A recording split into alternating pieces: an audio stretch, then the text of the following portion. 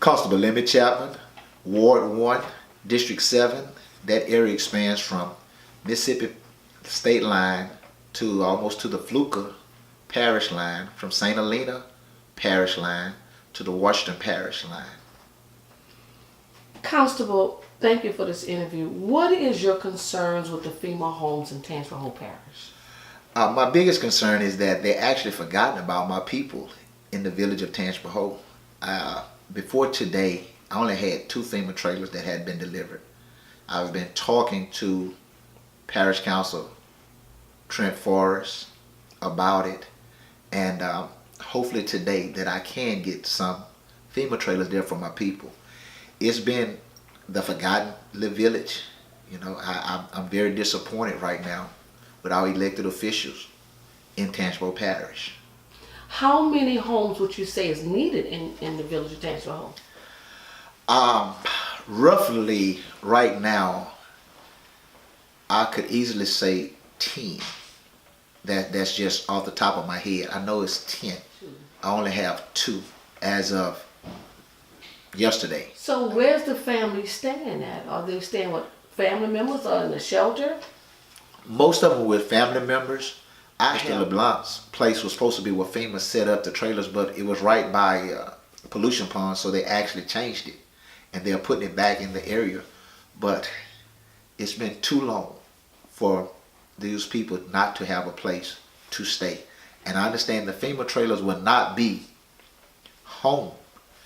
But when you have a family staying with another family member for 2 and 3 months, it's kind of like they're actually being forgotten. So you're asking FEMA to come on and get those homes there for the people? Yes, and I do believe that with the help, I must say, Mr. Trent Forrest has been great, answered my every call. And with him talking to Mr. Dawson Prines and all, I believe that now someone is speaking that we should have some pretty soon. I hope so. Constable, I would like to turn your attention to one of the things that you and I always talk about, and that's trash and litter. 1049 and 1050. Well, since I've been in office, I must say that the litter has gotten better. We're not there yet. Ever since this flood, I have been telling people that, okay, you do not have to litter. Don't take your stuff, put it at your front door, put it at your front door. And I still have certain people that is going out of their way to actually litter. And you don't want to be aggressive. You don't want to write citations for people in their time of need. But at some point in time, they have to realize that, hey, they still have to abide by the law.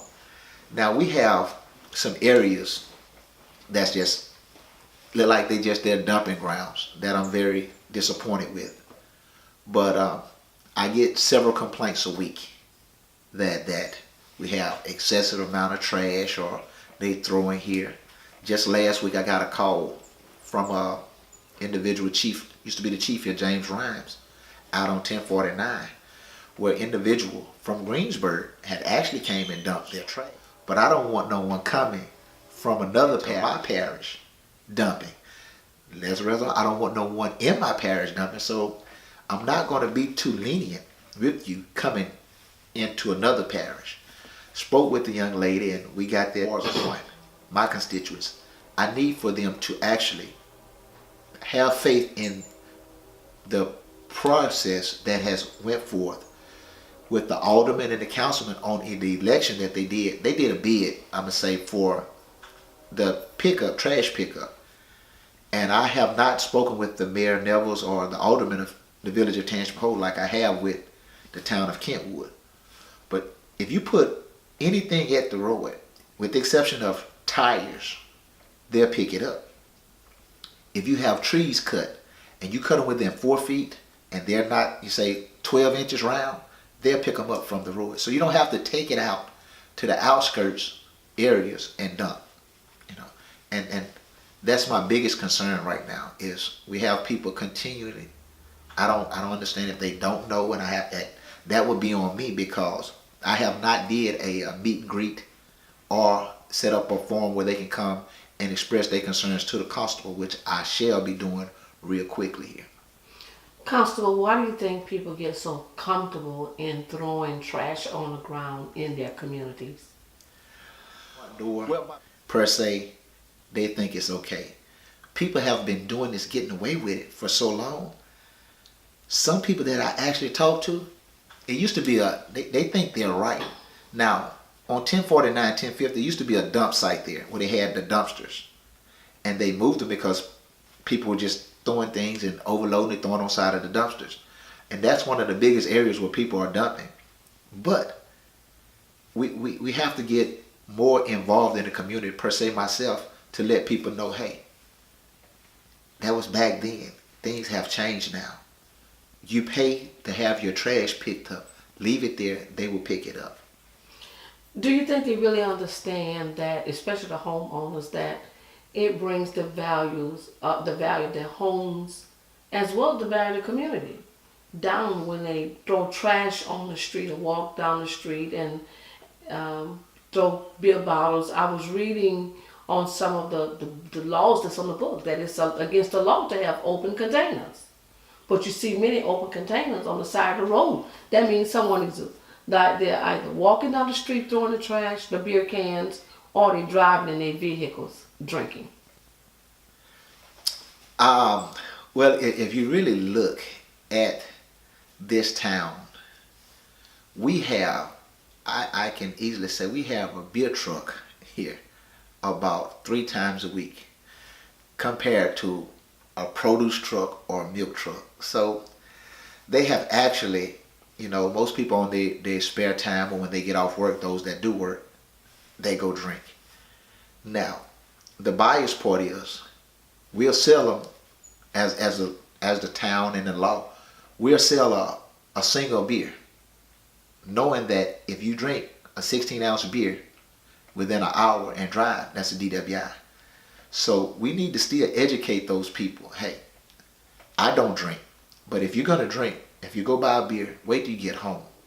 And that's another educational factor that we, as law enforcement, as concerned citizens, need to actually educate those people on, because once you get a DWI, they'll teach you a little bit, but we need to teach them more before that even go into effect. And so many people, and I hate to say it, that's all they do. Yeah, because if you look on the side of the road, you know it's not children that's drinking.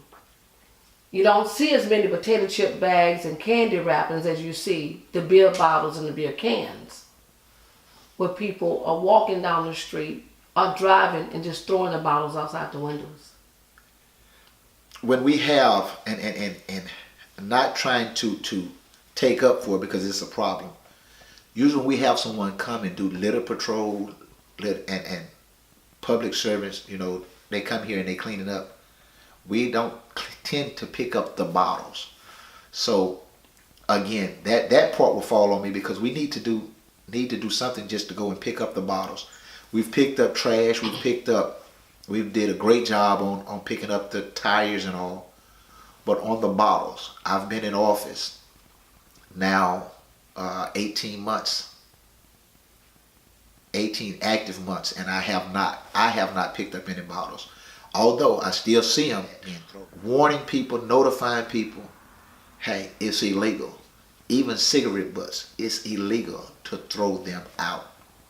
Go take them. You can take them to the car wash. You can take them to a dump, wherever they have. But people are, per se right now, we are too content with not abiding by the law in Ward 1 right now. Make sure that you take care of your community.